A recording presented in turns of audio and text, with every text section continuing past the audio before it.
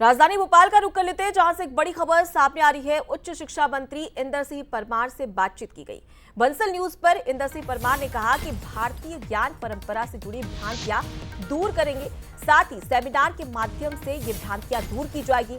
राजनीतिक एजेंडा नहीं है भारतीय ज्ञान परंपरा, ये मंत्री की ओर से कहा गया। अगर संघ कार्यकर्ता है तो क्या सेना में नहीं जा सकता?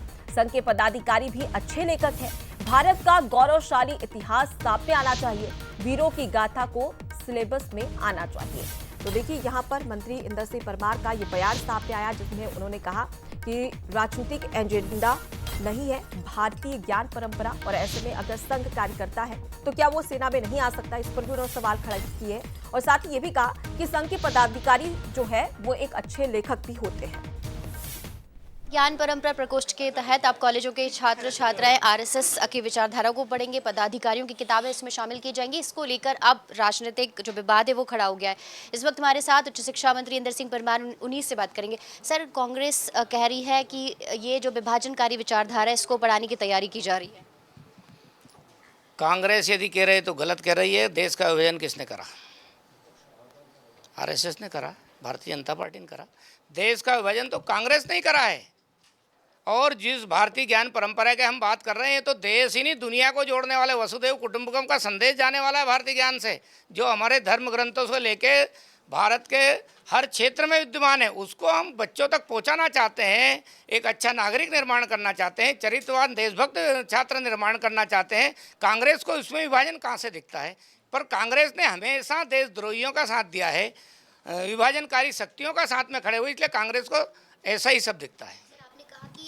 राम और कृष्ण के बारे में भी जो चीज़ें हैं वो सही तरीके से उसमें नहीं की गई, और अब जो पढ़ाया जाए। देखिए, मैंने जो लोगों ने कांग्रेस के शासन में जो इतिहासकार पोषित हुए हैं, उन सब लोगों को बारे का उदाहरण दिया है, वो उन्होंने किया है प्रमाण सहित। मैंने कहा है, कोर्ट के निर्णय के बाद उसको हटाया गया है। हम तो भारत की मान्य परंपराओं में को अच्छे नागरिक निर्माण करने के लिए विद्यार्थियों की शुरुआत जब होगी तो उन संदर्भों की हो जाए, हमारे छात्रों के मन में गर्व का भाव ये हो जाए कि हमको केवल अंग्रेजों ने नहीं दिया है। हमारे लोग अंग्रेजों के पहले भी लोग जानते थे, ईसा के पहले का भी भारत था, ईसा के पहले भी भारत का शौर्य था, ईसा के पहले भी भारत का पराक्रम था, ईसा के पहले भी साइंस था, ईसा के पहले भी यहाँ का समाज श्रेष्ठ जीवन मूल्यों के आधार पर जीवन यापन करता था और हम विश्वगुरु थे। ये बताने के लिए हमारे ज्ञान को हम आगे कर रहे हैं। संघ का कार्यकर्ता है, अगर पदाधिकारी है तो वो भी सेना में जा सकता। मैं कहता हूँ, सेना में संघ का कार्यकर्ता नहीं जा सकता है क्या? कोई पत्रकार नहीं बन सकता है क्या? कोई आप प्रोफेसर नहीं बन सकता है क्या? कोई किसान नहीं बन सकता है क्या? कोई व्यापारी नहीं बन सकता है क्या? सब दूर का, यदि उसमें योग्यता है तो सब दूर जा सकता है। वहाँ की